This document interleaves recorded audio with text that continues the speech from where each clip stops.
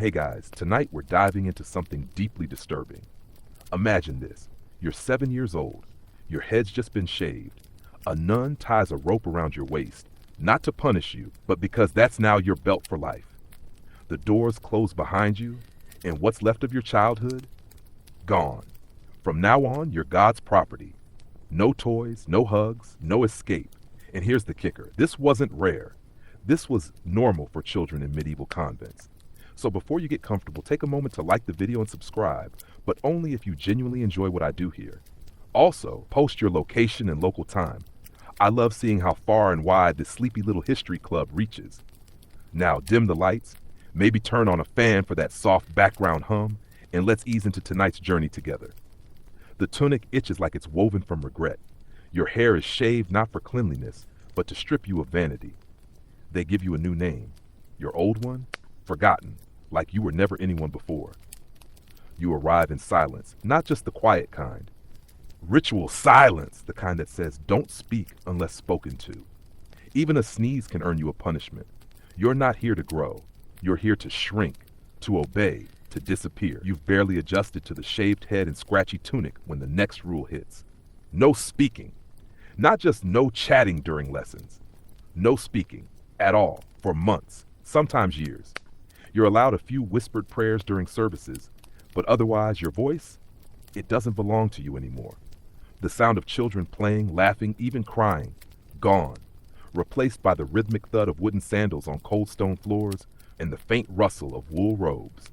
The silence here isn't peaceful, it's surveillance. And it's not just about discipline, it's about control. You're told that silence brings you closer to God, but deep down, it also brings you closer to forgetting who you used to be.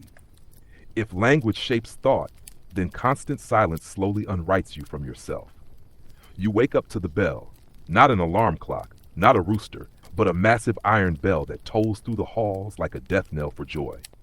You rise, you kneel, you pray, all without speaking.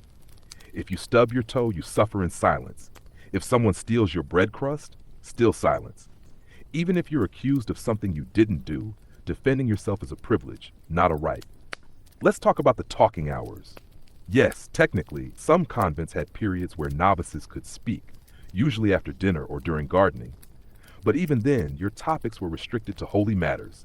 No gossip, no jokes, no stories about your pet goat back home. Just psalms, sins, saints, and maybe a quick exchange about how sore your knees are from genuflecting 50 times a day. Here's the quirky bit. In some strict convents, instead of speaking, you were taught to use sign language, not the modern kind, but an improvised, monastery-approved set of hand signals. Thirst? Touch your lips. Need to relieve yourself? Tap your stomach? Forgot your Latin verse? Well, better hope you can mime repentance. You think it's harmless at first. But after weeks of this, something weird happens. You start dreaming without voices. Even your thoughts become quieter. You flinch when you hear laughter echoing through the halls, because that's not supposed to happen. Historians still debate whether these speech bans were spiritually beneficial or psychologically damaging. Some records suggest nuns reported mystical visions and divine clarity after months of silence. Others quietly went mad, scribbling desperate prayers in the margins of hymnals or talking to their own shadows. You, though, you just get in trouble. On your third week, your stomach growls during prayer. Sister Juliana shoots you a look so cold, it could stop bread from rising. You whisper an apology, just a whisper, and suddenly, you're dragged to the front of the chapel, where you're forced to kneel on dry peas for 2 hours.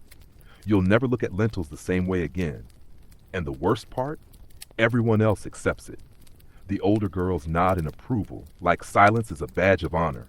Like suffering quietly means you're doing something right. They even start tattling when someone accidentally coughs during lessons. It's not about holiness, it's about survival. That survival instinct runs deep. You memorize who has the sharpest ears. You learn to breathe silently through your mouth. You chew slowly to avoid crunching. You even rehearse confessions in your head in case you're pulled aside. Because yes, even your thoughts can be questioned. Let's not forget that this is all happening while you're still growing, physically and mentally. Your brain craves stories, play, expression, and instead you're marinating in an emotional vacuum. Imagine being punished not for misbehaving, but simply for being alive out loud. And this silence, it follows you into the dormitory, into the kitchen, even into your dreams. One girl swears she saw St. Agatha in a vision, but couldn't tell anyone. So she stitched the story into her bedsheet with red thread. The nuns made her undo every stitch with her teeth. There's a strange comfort in the rhythm, though. Over time, you start moving like the others, predictable, obedient, barely there. It's like becoming part of a living clock. You rise, pray, clean, eat, study, sleep. No questions, no laughter, just ticking forward in silence. One night, a new girl arrives. Lucia, barely 6, sobbing and hiccuping from the cart ride. You want to comfort her, just a word, a hi. Maybe a you'll be okay, but you can't. So you give her half your blanket and mouth the word breathe. She doesn't understand. The next day, she's silent too. Eventually, the silence stops feeling like a rule. It becomes a part of your skin. You forget what your own voice sounds like. And when the silence breaks, when someone yells during a beating or a nun slams a book, it echoes like a scream in a cave. It rattles your ribs. You think that's the worst of it? Just wait until Friday. Because that's when you'll learn why the broom closet has blood on the walls.